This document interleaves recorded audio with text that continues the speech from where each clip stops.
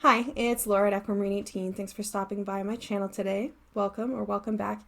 And happy spring equinox. Today that I'm filming is the spring equinox. And I wasn't really planning to make a video today, but it is a beautiful day. It is going to go up to 13 degrees Celsius, which is the warmest it has been in months.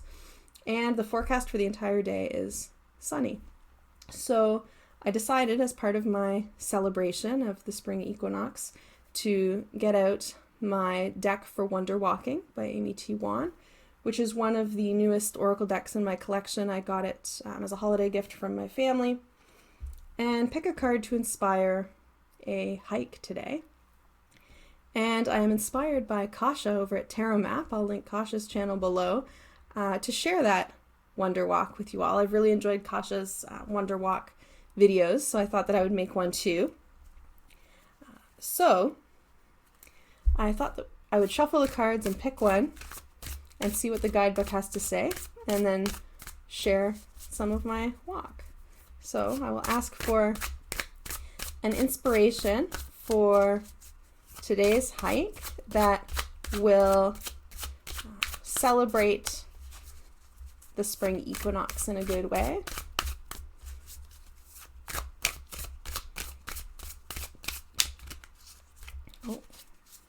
This one kind of stuck out a little bit, so I'm going to pick this one that's right on the top. Okay, and the card that I got is Disruption. Aren't these cards gorgeous? Disruption. So I will look first in the pamphlet. This is the pamphlet that comes with the deck. Disruption is in the physical realm. There's 4 realms or suits in the deck. And the physical realm cards invite physical, tangible exploration of our real world with our senses, encouraging us to be more awake and observant. And for the disruption card specifically, the pamphlet asks, if you disrupted your usual route, what new and extraordinary things will you see?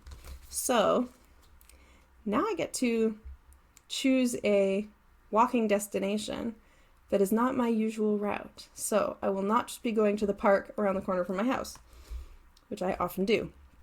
I will have to take a different than usual route. And I also have here, this is the Explorer's Journal of Wonder Walking, which is a very large hardcover, beautiful companion book that goes with the deck. So I'm going to see what this one has to say about the disruption card as well. I'm not going to read all of it, but let's see.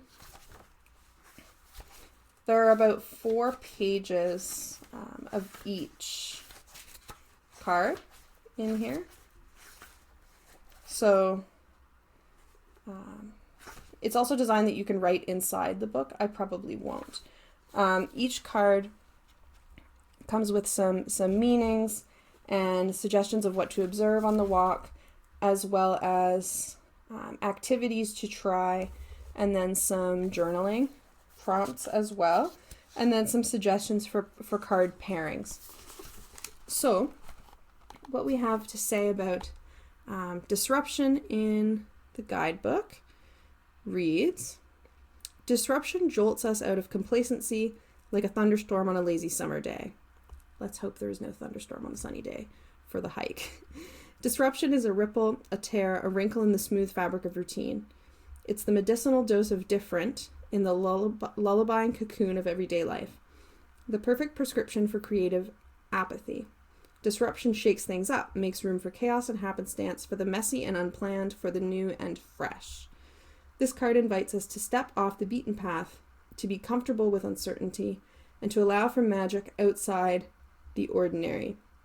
And so, thinking outside the box, going off the beaten path, outside the ordinary. I don't usually go too far off the path when I'm hiking because you don't want to be disrupting the plants and animals too much, But that is a good inspiration, I think, to think outside the box, as this one suggests. And so the suggestions for observation that come with this card. Take the road less traveled today. Choose a new trail. Leave the map at home. Get lost if you're a planner. I'm not going to try to get lost. Not in any literal way. Maybe lost in imagination, but not lost in the sense of not being able to get home. What do you notice when you disrupt your walk? Are your surroundings more interesting when seen from a different angle? Do you notice more because it is all new? Observe if your senses become more alert when experiencing something outside routine, and is that uncomfortable or enjoyable? So I'm going to stop there with the guidebook. I'll read the rest, but I don't want to make the intro session too long. I'm going to plan a walk somewhere other than my usual park for this card, Disruption. And I look forward to sharing my walk with you. Okay, so for the hike today, inspired by Disruption in the Wonder Walking deck, I have found a provincial park here that is a very small one, and it's not very far from my house. I had to drive here for about 15-20 minutes, but I have never hiked around this loop before, and it's a 1.9 kilometers loop, so it's a pretty short one, just about like half an hour at most, I think. But I'm going to share some of what I find.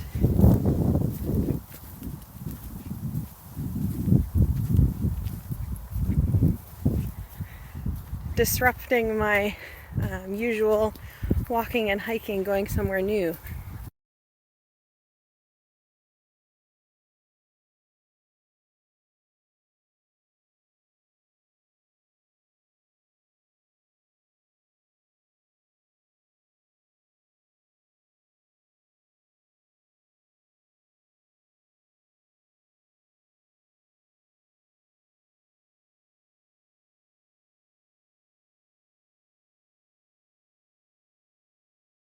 So talk about getting lost as a inspiration on this walk. I found the first trail marker kind of plaque thing. A lot of the provincial parks have these, and it's blank.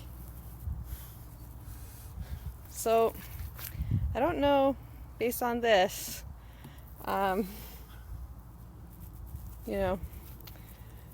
maybe I will get lost after all.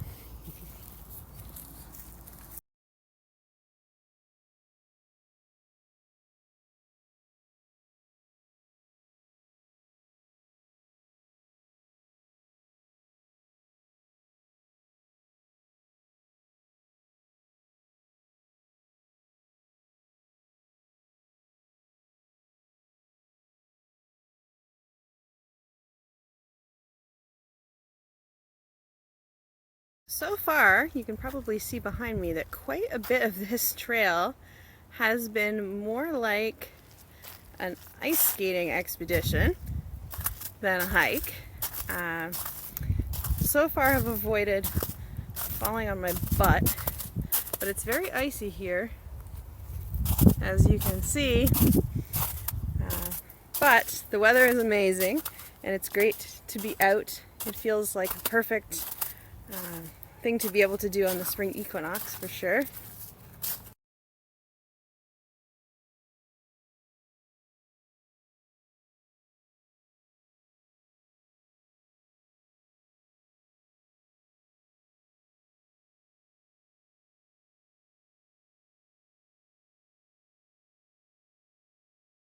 Well, usually hiking, I'm a proponent of staying on the trail because you don't want to disrupt mosses and plants and things, but the iciness kind of has continued, along with it getting quite hilly.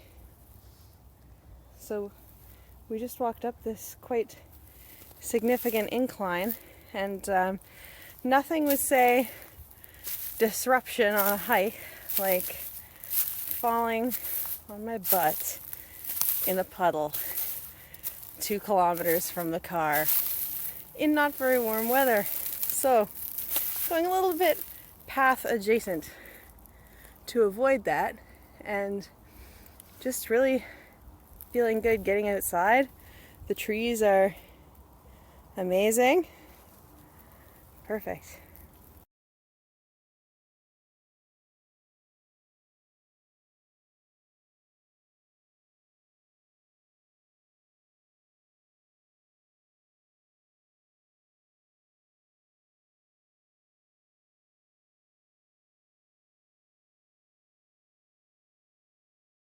Joking aside, I know I said that I had no intention of getting lost today, but we are now in dispute of where the trail is.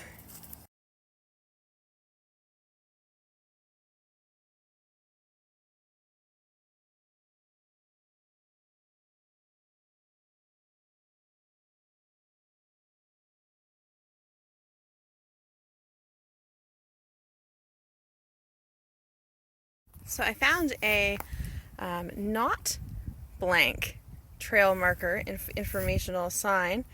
And did you know that you can tell the difference between balsam fir and hemlock by looking at the twigs? Because hemlock twigs are slender and the needles are attached by tiny stalks. Balsam fir twigs are stout and the stalkless needles also have a strong odor when crushed. So if you're ever wondering whether it's a balsam or a hemlock, that's a way to know.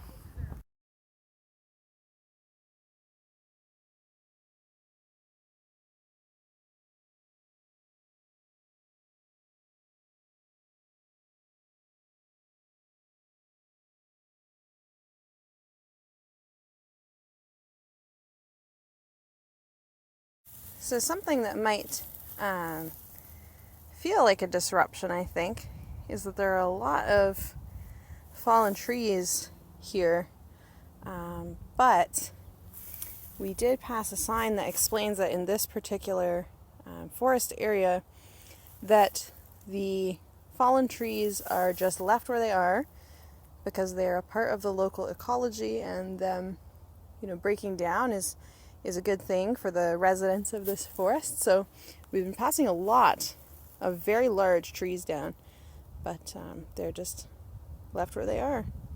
Because I guess, thinking about disruption, actually, it would be more disruptive to take them all out than to just leave them here and let them do their thing.